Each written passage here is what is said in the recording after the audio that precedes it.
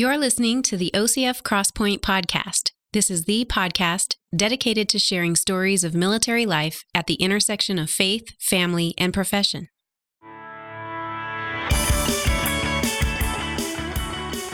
Hi, everyone. Thanks for joining me for another episode of OCF Crosspoint. I'm Josh Jackson. November 23rd, 2014. Does that date ring any bells for you? Unless it happens to be your birthday, or a loved one's birthday, or an anniversary, or some other impressionable event, then I suspect for most of you, November 23rd, 2014 was just another fall day, only a few days before Thanksgiving.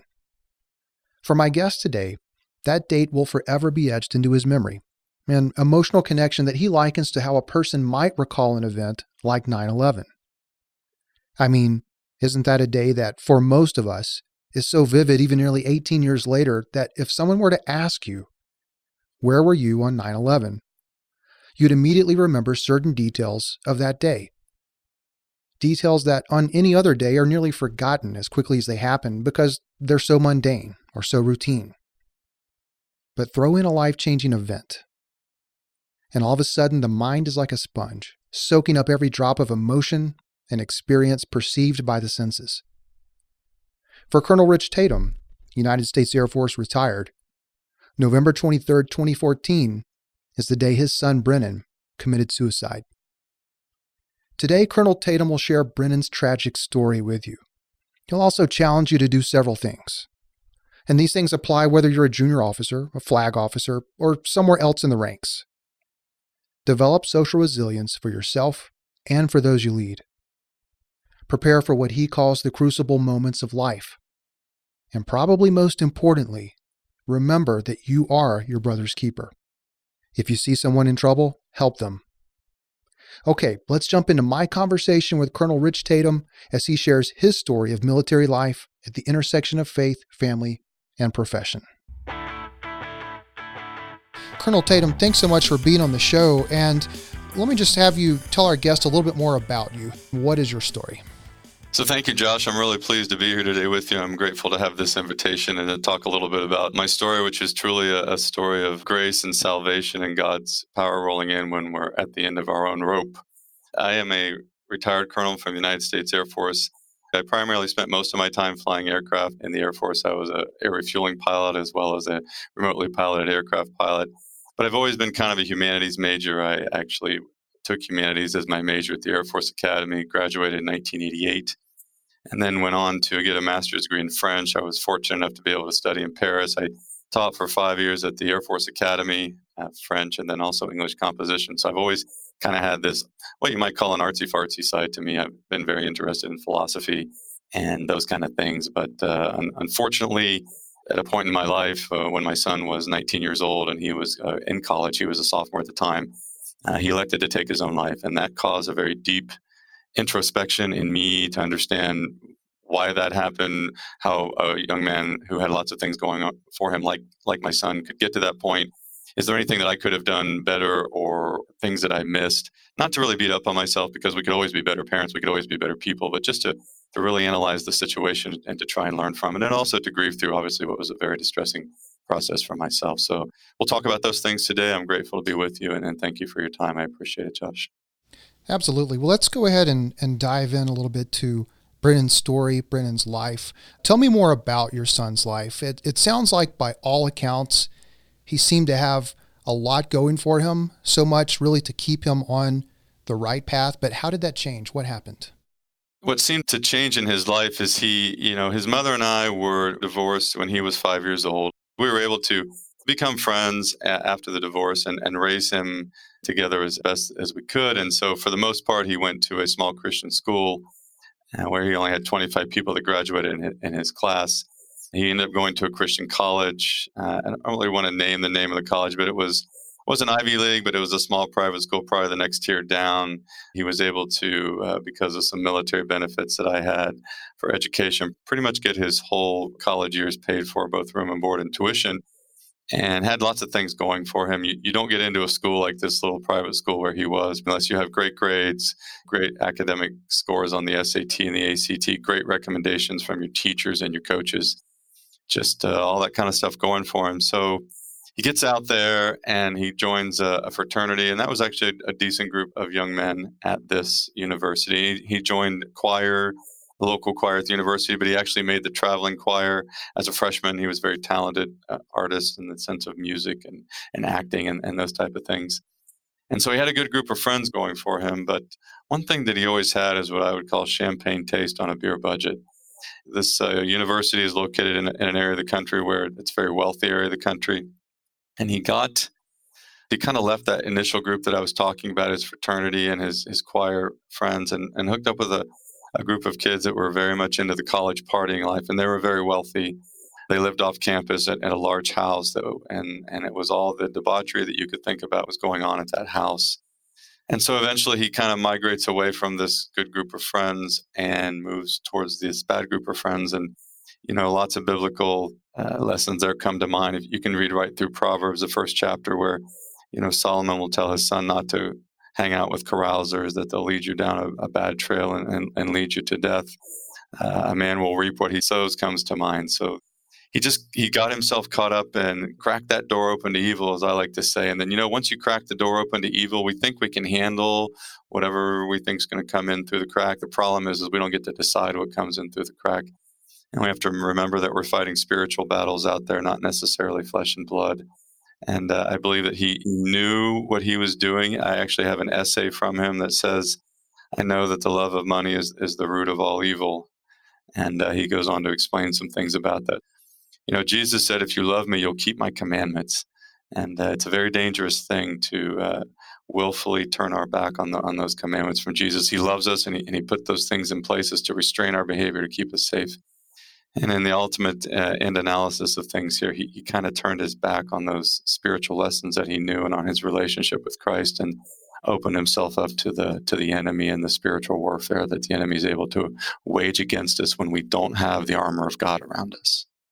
Well, you mentioned that it sounds like that his lifestyle played some sort of role in certainly the decisions that he made and ultimately his suicide. But were there specific circumstances perhaps that led to his suicide? Yes, there were definitely some specific circumstances. A lot of times I've gotten smarter on psychology and neurobiology now as I've gone down this trail to analyze kind of what happened in this situation. A lot of suicides you will find, when I say a lot, I've seen some literature, that the numbers and statistics are always difficult to pin down exactly, but maybe 40% or so.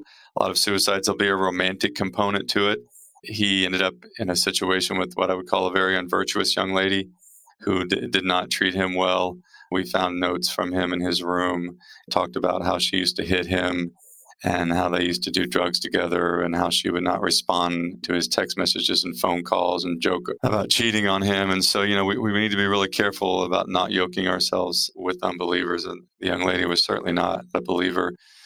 And then the other circumstances were the drugs and the alcohol. And then he ended up actually going to a psychiatrist who was not a good psychiatrist, did not do a good job of monitoring medications that he was on.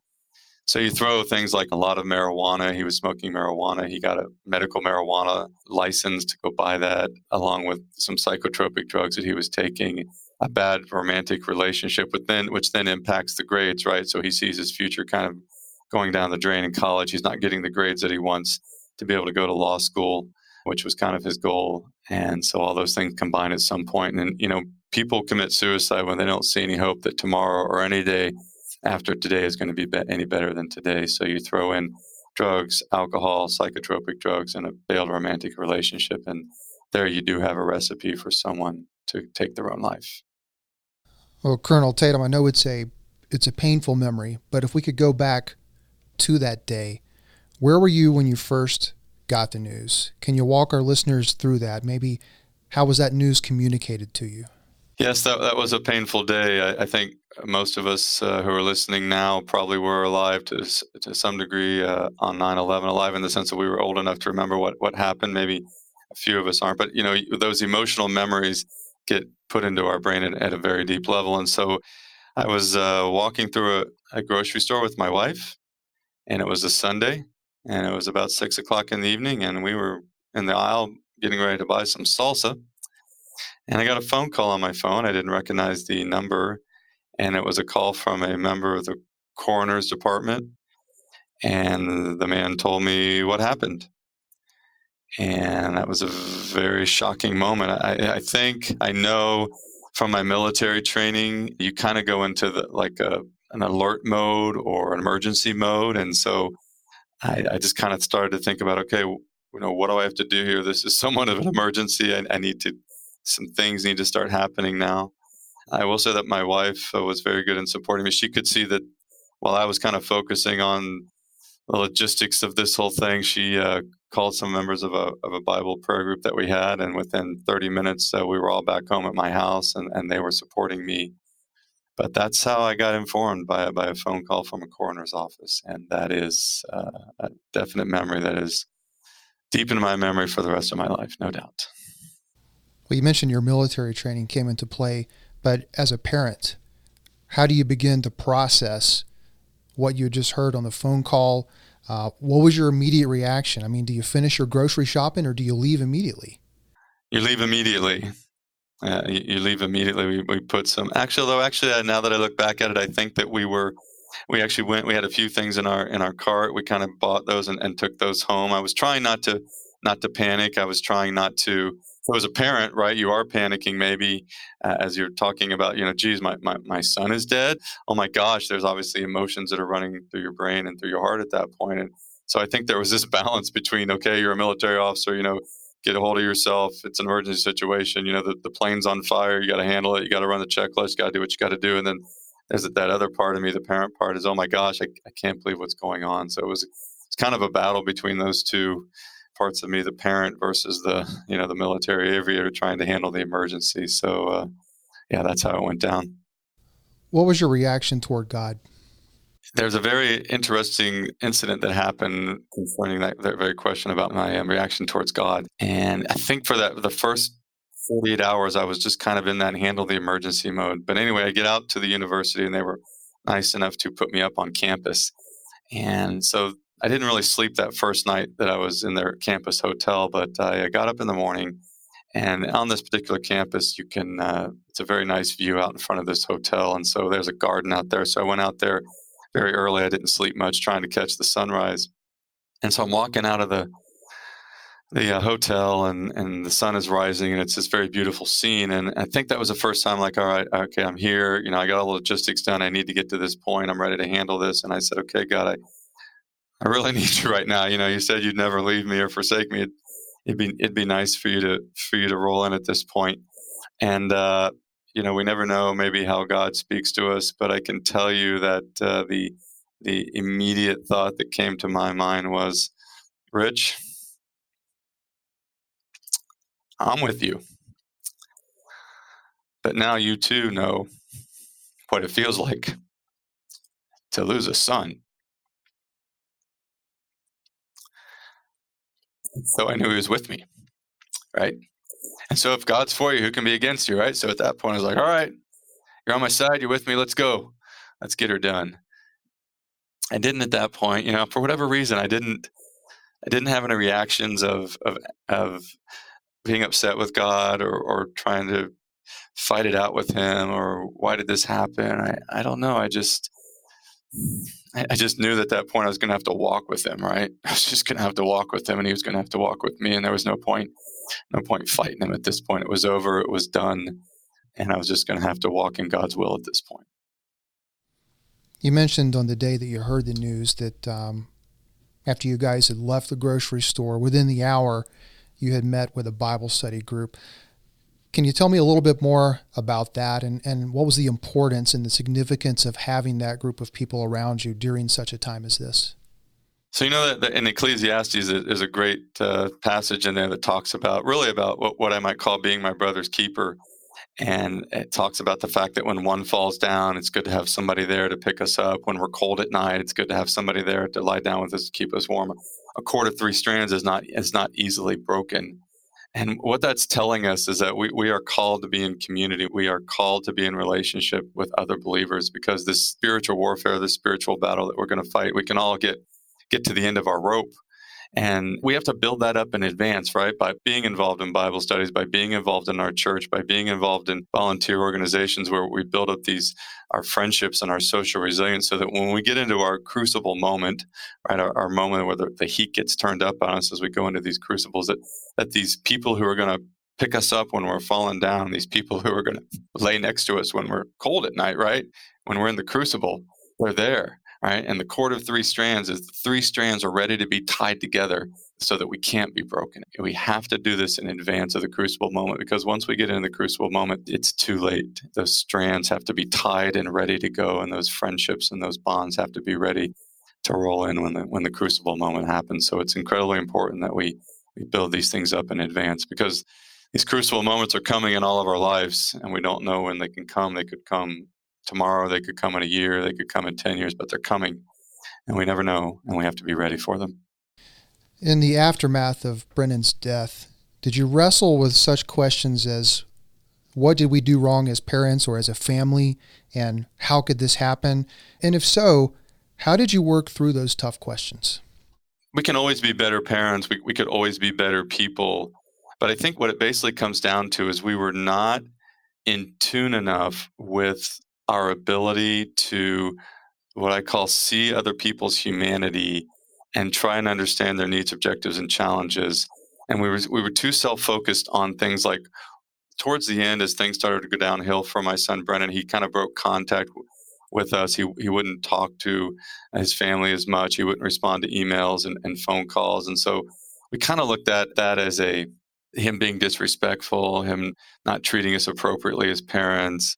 We were kind of focused on how what he was doing affected us, instead of trying to see him as a human being and trying to say, okay, what might be going on in his life now that would cause him to be doing these things, to withdraw, to pull back, to break contact with us. I could go on for hours about what we could have done differently and what we might have done differently that might have made a difference. But the main thing, I think, is that if we would have seen his needs, objectives, and challenges instead of focusing on our own, then we might have been able to intervene in a way. For instance, on this particular campus, there is a student in crisis program. They have all kinds of counseling resources on the campus that are available, and you can put a student in the student in crisis program anonymously. And even if we weren't able to have a relationship and contact him, there would have been an ability to get him into that program and potentially get him some help. And the sad thing is that because he never got into that program, or there was never an opportunity for anybody to help him, we'll never know if those programs could have helped. There's the one Bible verse, I can't pick the chapter and the verse, but it does say, look out not only after our own needs, but also after the needs of others. And I think to some degree, we were looking out after our own needs and, hey, son, you need to be treating us better and responding to our attempts at communication, instead of really looking at his needs, objectives, and challenges and maybe trying to figure out what was going on. So while everyone processes tragedy and grief differently, tell us, what did your grieving process look like? So my grieving process, you probably went through all the standard stages. There are different models out there for grieving, but we go through denial, anger, depression, bargaining, and acceptance. I will say that there wasn't much denial going on. It was pretty obvious that he was not living on the earth anymore. There was some anger, obviously, at first, which goes back to that previous comment that I made about, well, son, you should be treating me better. You should be responding to my attempts to contact you. You should be giving me your grades. You should be getting a job to help support yourself. So I was angry at how could you do this, quote unquote, to us, which is very a self-centered, self-focused kind of idea. I will tell you that I was kind of in that handle the emergency mode for about the first week. And I can remember flying back to Georgia, where I was living after dealing with the whole incident, and laying in my bed as we got off the plane, and then we drove home, and I kind of almost, I've never had a nervous breakdown. I think I was pretty close at that point. My whole body just kind of was shaking convulsively, and I was weeping uncontrollably. And I think that was coming into that depression phase, right, where you just realize that this is real, this is happening, and your mind and your body finally understand that this is what I would call a deep emotional wound. There's still anger sometimes. There are times when at holidays and things like that, especially my mother, my son was my mother's only natural grandchild, and I'm mad at him sometimes about that. But I have gotten to the point of acceptance where, being a Christian, it's interesting the Bible talks about forgiving people, but maybe we don't think about forgiving dead people. But the idea of forgiveness is just as powerful, because my job is to forgive him and not hold any grudges against a person. And come to find out, that works with people that are dead too. So as you've gone through this really difficult chapter of your life, are there some basic principles about grieving that perhaps you could share with others who have lost a loved one to suicide, or who have just had to experience the death of a child? Yes, definitely. There are the pillars of resilience. The Air Force does a good job of that. They talk about social resilience, physical resilience, emotional resilience, and spiritual resilience. And an emotional deep wound like that is just like a physical wound. And we actually send people to physical therapy clinics after they have a major operation, or at least the doctor. You have to go for physical therapy on a regular basis. And so when we have these deep emotional wounds, it's really important right up front to get ourselves into a routine of taking care of ourselves physically, emotionally, spiritually, and socially. Physically, what I mean by that is making sure that we're eating and that we're working out, and that we're getting our sleep. And the spiritual, emotional, and social kind of all rolled up together, right? That we don't start to isolate ourselves, that we don't start to withdraw away. We need to maintain our social contacts. We need to maintain our social groups. It's kind of like working out on those days when we don't feel like going for a run. We do it anyway because we have the discipline. We know it's good for us. And so keeping ourselves in a healthy routine physically, making sure that we maintain our contacts within our churches and within our social groups and our spiritual groups. These are all the things that literally on a psychological and neurobiological level will help this wound heal, and only time is going to take care of it. But just like there's a need for a very specific routine after a physical surgery, there's a need for a specific routine after these emotional wounds that we get. And I think that the Air Force resiliency system, talking about social, emotional, physical, and spiritual, is a great framework. And then we take specific actions inside of each one of those frameworks to make sure that we maintain those 4 areas of resilience. And that's what worked for me with friends at work, with family, keeping up with my hobbies, keeping up with my exercise, making sure that I stayed involved, and forcing myself to go do those things. They're tough at first. And having an accountability partner, like I may not feel like going to something, but someone's going to come by and pick me up. Hey, you're going, get in the car, you're coming with me, and allowing that person to kind of, as we talked about earlier, be our brother's keeper and pick us up and carry us along on those difficult moments when we just don't have the energy by ourselves to do the things that we need to do. Well, let's continue the conversation on that topic of resilience. You mentioned personal resilience and social resilience as being things that you already had in place to help you through what you called a crucible moment. So let's start with some definitions of that terminology. Define what you mean by personal resilience, social resilience, and the crucible moments. Okay, so we'll start with personal resilience first. So the personal resilience is building up the internal strength that we have, both emotionally and spiritually and physically, to be ready for these crucible moments. So we'll come back to the definition of crucible in a moment, but being able to working out and keeping ourselves healthy by eating right and sleeping right and exercising, and then being emotionally sound, keeping our prayer life going, keeping our spiritual resources strong, having a strong relationship with God, are the things that we can do personally to make sure that we are ready to go when this moment comes. So then we move on to the social resilience, and that's the idea of the cord of 3 strands, that we're not going to be able to do this alone.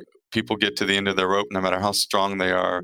Everybody can get to their end of their personal resilience rope, and so we have to have these groups that are around us, maybe a Bible study group or a softball team or a bowling league or whatever group that might be, of people that are strong in the Lord and are going to be able to come in with those spiritual weapons and help us fight that battle. Because when we fall down, we need someone there to pick us up and tie us into a cord of 3 strands so that we don't break. And slowly, every time you do something like that, as you're putting balm on a physical wound, every time you have a good interaction with some other quality human beings, or every time you go out and do some physical exercise, or every time you sit down with the Lord and pray, all those things kind of come together and they make a balm. Just like we put Neosporin on a cut or something, that's a mixture of a balm that we put on this emotional wound. And we just kind of, you got to put it on every day. You can't take care of it. Just, okay, I'm going to put balm on it one time and it'll be fine. Every day we got to kind of wash it and take care of it and put more balm on it. And so this daily activity of prayer and exercise and staying with my hobbies and going out to social events and going to the movies and going out to dinner and forcing yourself through that initial difficult period. Just as physical therapy can be very painful at the beginning when we're just out of some knee surgery, for instance, or something like that. But the longer we do it, the pain becomes less and the benefits become better. And it's a very similar experience that I had with this deep emotional wound is just got to force yourself to put that balm on every day. But once we get into that routine, that putting on of the balm gets easier and time does its work. I actually wrote a little snippet of a poem when I was in high school, and it stuck with me for a number of years. It says, "Time heals all wounds, whether shallow or deep, but more for the deep ones, the wounded must weep." And so time will do its business. Time will do its work. It is going to take some time the deeper those wounds are. And in the meantime, having that routine that I just talked about, putting that balm on that emotional wound every day is at least for me, was critical to coming through that refined and not burning up inside the crucible. And the crucible moment, I actually got that idea from a gentleman named Admiral James Stockdale. For those of you who don't know who he is, he was the senior POW in the Vietnamese prisoner of war camps. He was not an admiral at the time. He was 05 at the time. But the lesson there that he talks about is that, he actually got to the end of his personal resilience rope. And here's a guy who won the Medal of Honor when he got back from the North Vietnamese prisoner of war camps. He became an admiral. He went on to be a professor at the Hoover Institution at Stanford and a vice presidential candidate. Just an amazing man. And you think, well, how can a guy like that ever get to the end of his personal resilience rope? He's an American hero. He's the best of the best. He's the toughest of the toughest. And yet, after being in the prisoner of war camps for about 4 years, he ended up trying to take his own life, and he slit his wrists, and he was in solitary confinement, and he's going to let himself bleed to death. And the guards came by, and they called doctors, and they saved him. And you think, well, why did they save him? Right? They didn't care anything about James Stockdale, whether he lived or died. But what happened was that his wife and other spouses were on the international stage at that very moment, complaining about the poor treatment that the North Vietnamese were giving to these American prisoners. And the North Vietnamese couldn't have the senior POW end up dead. That'd be very bad publicity for them.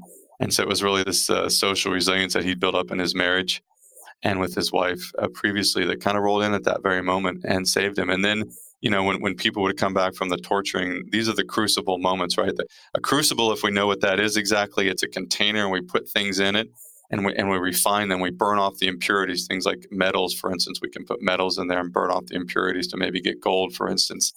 And so the crucible is this, we go into the crucible, the heat gets turned up, and one of two things happen in the crucible. Either we burn up and we go away, or we come out refined better than we went in.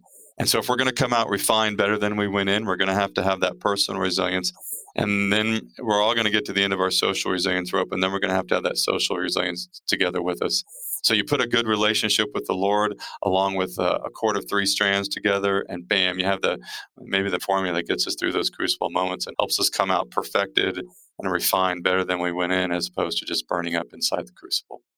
Well, let's talk about social resilience really in the context of being a Christian military leader. So as a Christian military leader, how important is it for leaders to be able to start creating an atmosphere of social resilience? Well, it's extremely important for them to create an atmosphere of social resilience, because this goes back to the previous point we've made once or twice already, is that we have to have somebody there to help us when we fall down. A cord of 3 strands is not easily broken. And so if we're going to kind of follow these biblical principles, we have to begin putting people into healthy relationships with each other, so that when the crucible moment comes, there's the young airman who's 2,000 miles away from home during his first assignment, and he doesn't know anybody. And then he gets the call one evening when he's sitting in his dorm room there that his father had a heart attack and died, or his mother was killed in a car accident, or his brother or sister or something like that. And so as a leader, we have to make sure that people are surrounded with these healthy relationships, so that when that crucible moment comes for that young airman who maybe doesn't have a whole lot of social resilience built up yet, when he's 19 or she's 19, 20, 21 years old, that the social resilience net can immediately envelope this person and help them through and be that cord of 3 strands and pick them up when they fall down. And that's even true for, senior people. It's for all of us. The Chief of Naval Operations back in 1996, the senior ranking naval officer took his own life. I believe back in the fall of 2018, either a 2 or 3-star admiral over in the Middle East ended up taking his own life. And so, boy, we just ask ourselves, do they have wingmen? Do they have social resilience around them? Is leadership surrounding them with people that they feel comfortable with to talk to and they can share with, so they don't have to bottle up their emotions and their feelings and their anxieties inside, and they feel safe and to be vulnerable to let those things out and allow people to roll in it and help us when we get into the crucible. And you've kind of touched on this just a bit, but if we can maybe just dig a little bit deeper, what are some practical steps then for doing this as a leader, for creating that environment? And I'm talking about leaders that are from, the junior officer all the way up to the top. How do you begin creating that environment of social resilience? I actually do leadership training now, and one concept that with the company that I worked with is this idea of changing mindset, right? And that we have to make sure that we're looking at every human being as imago Dei, in the image of God, and that they're equally worthy in the eyes of God, whether we're talking about young airmen or whether we're talking about general officers that have stars on their shoulders, or colonels or commanders. So first kind of getting that mindset right, that all my people matter and that none matter more than the others. The second thing then is making sure that people have opportunities to get into relationships with each other. There's a really good tool on the Profession of Arms Center of Excellence website, and it's called a 3-slide presentation. It's a way of getting to know other people, right? Where they're from, what's going on in their life, what are their dreams in 5 years. The idea of just, leaders checking in on people. There's a great story from General Rand. He'll tell you it's his walk with me story, and I won't go into it in depth, but basically he had an opportunity when he was a 2-star general officer to fly 3 times a month, and he had a particular young airman that was his crew chief. And so one day he decided he would walk with that crew chief from his plane to the crew bus that came and picked up General Rand to take him back to base ops, close his flight plan, turn hose equipment, and that type of things. And so there wasn't an inappropriate relationship. They weren't going out for dinner and that kind of stuff. But it was just walking, maybe for a minute or two. How you doing? What's going on? Those kind of things. And so General Rand says one day when he took this walk with this young airman, the young airman says, "Gee, sir, I'm feeling kind of stressed today." And General Rand kind of looked at him and said, "Yeah, he didn't look like he was having a good day." And General Rand said, "Well, what's wrong?" And the young airman says, "Well, sir, I got myself in a little bit of trouble. It's kind of trouble that, maybe my mom's not going to be happy with. It's trouble with my girlfriend. It's that kind of trouble." And he says, "Well, sir, General Rand, to be honest with you, you've been just walking with me once in a while, maybe, just a couple minutes every month when you fly. But to be honest with you, you're kind of like the father I never had." So you see, it's that kind of thing. It's consistency. It's consistency of building relationships, just putting peers in relationship with each other. And then also making sure that as leaders that people know we're not overstepping any personal bounds, but knowing that I'm here for you. You can be vulnerable with me. It's psychologically safe to come and talk to me. And that comes from just walking with people, learning their stories, getting to see them as human beings and not just objects of those are pilots and those are maintainers and that's my finance person and this is my executive officer and that's my administrative assistant. But these people are imago Dei, made in the image of God, and they matter. And we have to get into relationship with each other. And leaders have to let their followers know that it's safe to be vulnerable. It's safe to come and talk to me. It's safe because I see you in imago Dei and I'm a sinner just like you. And you can come talk to me. I am your keeper. So what do you think about those groups of friends, those types of people who may stand back and say, "Thou shalt not judge. I see you going through a crucible moment. I see you having these issues, but who am I to judge you?" There is the phrase, "thou shalt not judge," although that's pulled out of context. If you read down through that passage, it talks about the fact that pull the log out of your own eye, then you'll get the speck out of your brother's eye. So it tells us not to judge, but then it goes on and says how to judge, basically. Fix your own sins before you go pull the speck out of your brother's eye. I'm reminded of, being an aviator myself, of a Top Gun scene. And in Top Gun, if you remember that movie, right, the naval fighter pilot aviation movie, there's a situation there where Tom Cruise and is going out, and they have he and another pilot, and then they have their backseaters, they call them Rios, go out and fight some MiGs. And what happens is Tom Cruise is getting ready to land his plane, and his wingman is in trouble. And so he aborts his landing on the aircraft carrier, and he goes back around and he gets up on Cougar, that's his wingman, Cougar's wing, and come to find out Cougar is messed up from this battle that they had with these MiGs. The "thou shalt not judge" way of being a wingman is just sitting on the wing, right? So Maverick pulls up on Cougar's wing with his F-14 and "thou shalt not judge" means, well, hey, man, I can see things are difficult for you. You're struggling there as a pilot, and I'm here for you, man. If you need me, I'm here for whatever you need. Because, hey, I'm not going to judge you, man. I'm a sinner. You're a sinner. You get drunk at the bar every weekend. I've got my own sins. I'm not going to judge you. But what Maverick does is the right way of being a wingman, the right way of being that friend in Ecclesiastes. And he gets in front of Cougar and he says, okay, Cougar, I'm not just going to sit on your wing.